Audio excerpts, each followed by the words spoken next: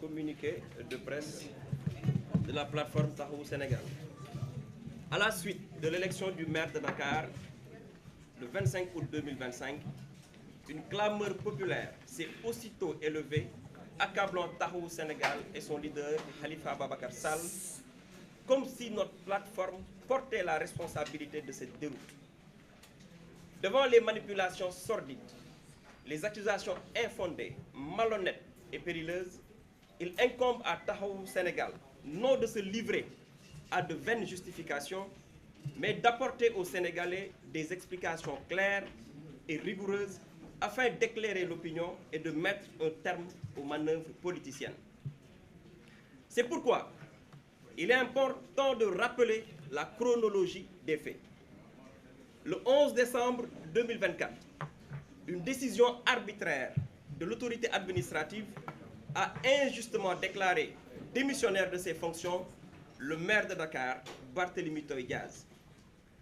Face à cette forfaiture, Taxawu Sénégal engagea aussitôt le combat à la fois politique et juridique afin que le maire légal et légitime de la capitale recouvre ses droits.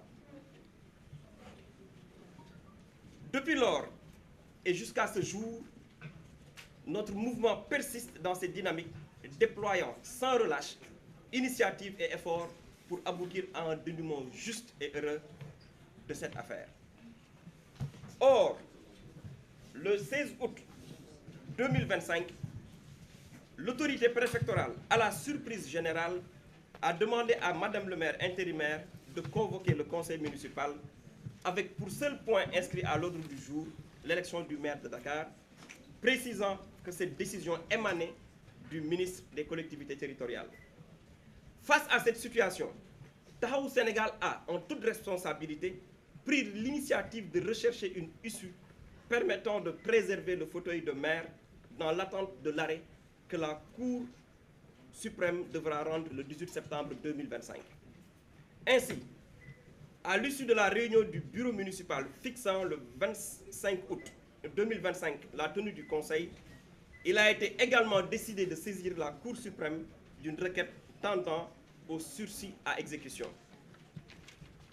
Parallèlement à cette démarche judiciaire, des consultations politiques furent engagées avec l'ensemble des élus de Taxawu Sénégal, y compris ceux ralliés aujourd'hui au mouvement Sénégal bi ñu bokk, ainsi qu'avec les leaders des deux camps.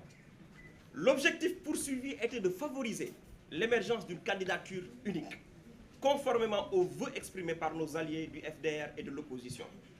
Par la suite, au terme d'un processus démocratique, transparent et inclusif, qui a su conjuguer la pluralité des sensibilités et l'exigence de l'unité, il a été arrêté dans un esprit de concorde et de responsabilité partagée que Mme Ngoné Meng porterait au nom de Taxawu Sénégal la candidature à l'élection du maire. Sous ce rapport précis, il faut souligner que le choix du maire Barthélémy Dias était depuis le début de la crise de soutenir la candidature du maire intérimaire Ngoné Meng en cas d'élection, pour deux raisons que lui-même avait clairement expliquées à ses partisans. Le maire Dias considérait en effet que Mme Ngoné Meng a été la première femme dakaroise à l'avoir publiquement soutenue en 2022 lorsqu'il était candidat au poste de maire de la ville de Dakar.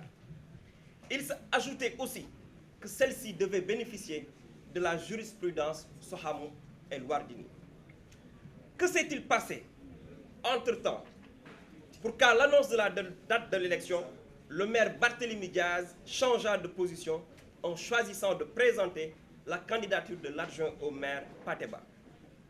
Que s'est-il passé pour qu'à la veille de l'élection, le maire Dias changea radicalement d'option en appelant à un boycott? Toujours est-il que ses partisans, pour étayer l'argument du boycott, évoquent le refus de Madame le maire de convoquer une réunion d'urgence du bureau municipal le week-end et de saisir le préfet pour un report de la date de l'élection. Sur cette question du report, en attendant la décision de la Cour suprême sur le référé, les spécialistes consultés ont été clairs. La saisine du juge n'est pas suspensive. Dans la jurisprudence administrative, les sursis à exécution sont exceptionnels. Et en aucune manière, ni Madame le maire, ni le bureau municipal n'ont la prérogative de faire reporter l'élection convoquée, faut-il le rappeler, sur la demande du préfet. Dès lors, notre responsabilité nous interdisait de cautionner un boycott, dont l'efficacité judiciaire n'était assortie d'aucune garantie. Il ressort d'ailleurs de la distribution des votes à l'issue du scrutin que le boycott n'était adossé aussi à aucune garantie arithmétique et ne pouvait avoir pour conséquence d'empêcher l'atteinte du quorum. En effet, malgré l'appel au boycott et les stigmatisations saugrenues, le Conseil a battu un record de présence avec 88 votants et 5 procurations.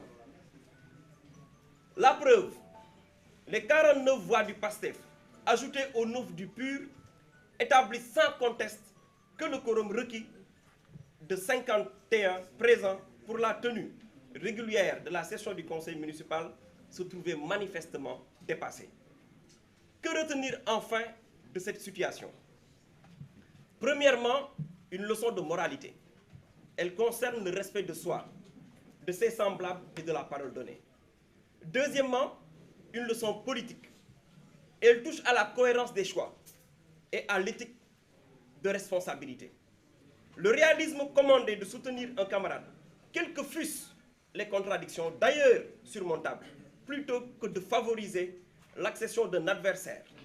Car nul en politique, comme ailleurs, ne saurait scier impunément la branche qui le porte. Troisièmement, une leçon d'éthique. Elle interpelle la loyauté dans l'engagement collectif et la fidélité à un idéal commun. Lorsque certains, dans l'opposition, au nom d'intérêts immédiats, se détournent de leur engagement pour se rallier au camp du pouvoir, qui lui-même n'hésite pas à trahir ses propres valeurs et s'engluer dans des pratiques corruptrices, c'est tout le socle de confiance qui se trouve ébranlé. L'implosion de Taxawu Sénégal et de l'opposition au sein du conseil municipal a de surcroît offert au PASTEF l'occasion de faire son marché infamant aux antipodes des valeurs républicaines. L'éthique commande de ne pas sacrifier la dignité de la cause sur l'autel de la compromission. Se maintenir debout, c'est refuser de cautionner l'indignité et de préserver contre vents et marées l'honneur de la parole donnée et la noblesse du combat commun. Enfin, Taxawu Sénégal réaffirme son ancrage indéfectible dans l'opposition, la seule posture politique qu'elle connaît depuis sa mise en place. Elle invite les acteurs politiques à plus de retenue, à moins d'émotions et de coups d'éclat. Car si la politique est une guerre, c'est bien une guerre des idées dans la vérité. Merci beaucoup. Merci beaucoup.